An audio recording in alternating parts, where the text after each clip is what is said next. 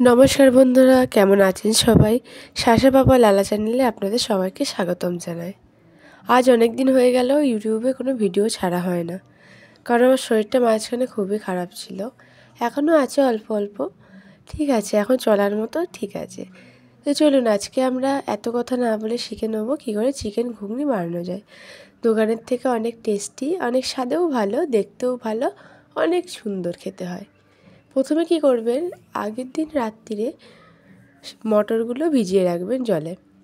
5-6 ঘন্টা ভিজিয়ে রাখলেই হবে। পরের দিনকে একটুখানি মটরগুলো সেদ্ধ করে নেবেন।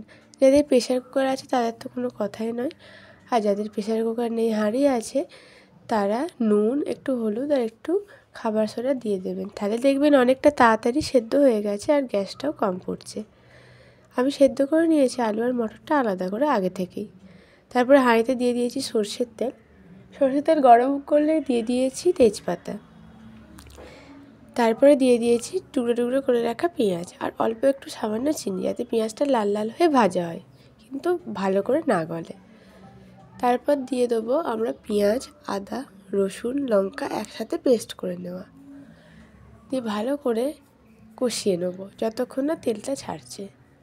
তারপর কষিয়ে নেওয়ার পর দিয়ে দেবো একে একে হলুদ গুঁড়ো, জিরে গুঁড়ো আর একটু কাশ্মীরি রেড চিলি পাউডার। এইটা হলো তরকারিতে রং আনে, কোনো ঝাল হয় না, তাই বলে সবসময় খাওয়া একদমই উচিত নয়। আর এর সাথে দিয়ে দেবো সামান্য পরিমাণ নুন। অতিরিক্ত নুন দেব না, কারণ আমি মটরটা আর আলুটা সেদ্ধ করার সময় তখন নুন অ্যাড করেছিলাম।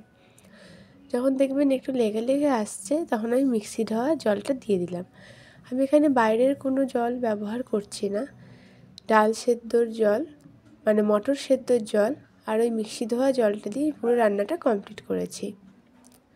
তারপর এটা ভালো করে কষিয়ে নিতে হবে যতক্ষণ না তেল ছাড়ছে। দেখুন এখন তেল ছেড়ে গেছে। এরপর আমি এখানে অ্যাড করে নেবো ছোটো ছোটো করে কেটে রাখা টমেটো। এটাকে দিয়েও ভালো করে কষিয়ে নেবো যতক্ষণ না তেল ছাড়বে।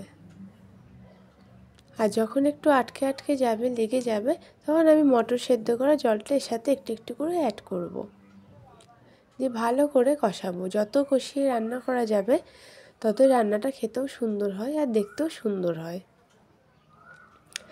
আপনারা অবশ্যই এই রেসিপিটা ট্রাই করে দেখবেন এবং আমাকে জানাবেন কেমন হয়েছে।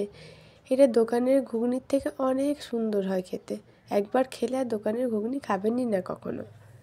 তারপর কষিয়ে নেওয়ার পর দিয়ে দেবো আমরা চিকেন কিমা। চিকেন কিমাটাকে আমি ভালো করে ধুয়ে শুধুই রেখে দিয়েছিলাম।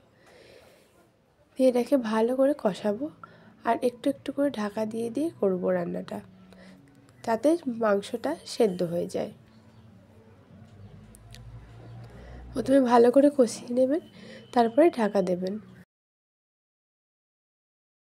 আমি ঢাকা দিয়ে একটু রেখে দিয়েছিলাম, তো সেটা দেখানো হয়নি। তারপরে একটু টেস্ট করে নিয়েছি কেমন হয়েছে।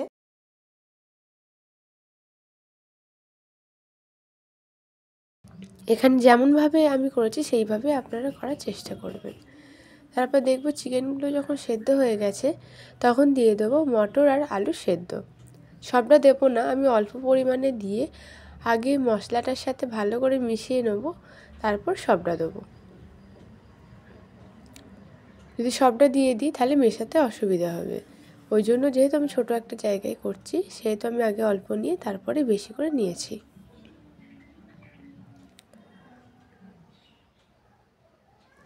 এটা ভালো করে যখন মেশাবো দেখবো এটাও লেগে লেগে আসছে, তখন আমি সে মটর আর আলু সেদ্ধ করা জলটা দিয়ে দেবো। আপনারা সেটা দেখলেই বুঝতে পারবেন।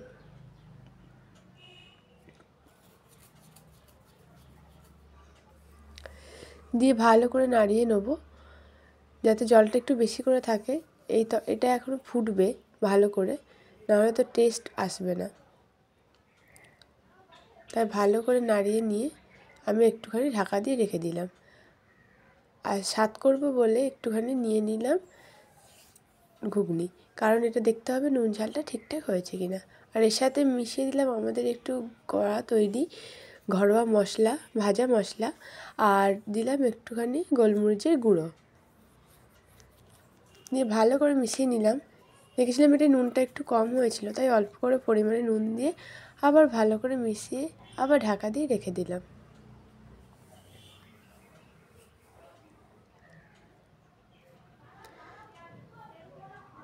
মাঝে মাঝে এটা নেড়ে দিচ্ছিলাম, কারণ যদি লেগে যায় সেই কারণে। এটা ছোট জায়গা ছিল তাই। তো আমার রান্নাটা মোটামুটি কমপ্লিট হয়ে গেছে। যখন দেখবেন এটা হয়ে গেছে, ফুটে গেছে, আপনি বুঝতে পারবেন, তখন একটু ঘরোয়া ভাজা মশলাটা দিয়ে ভালো করে নাড়িয়ে কিছুক্ষণ ঢেকে রেখে দেবেন। তারপরে যেভাবে ঘুগনি সার্ভ করে ওইভাবে সার্ভ করবেন। কেমন লাগলো ভিডিওটা অবশ্যই জানাবেন, পাশে থাকবেন আর চ্যানেলটা অবশ্যই সাবস্ক্রাইব করবেন। ধন্যবাদ সবাইকে।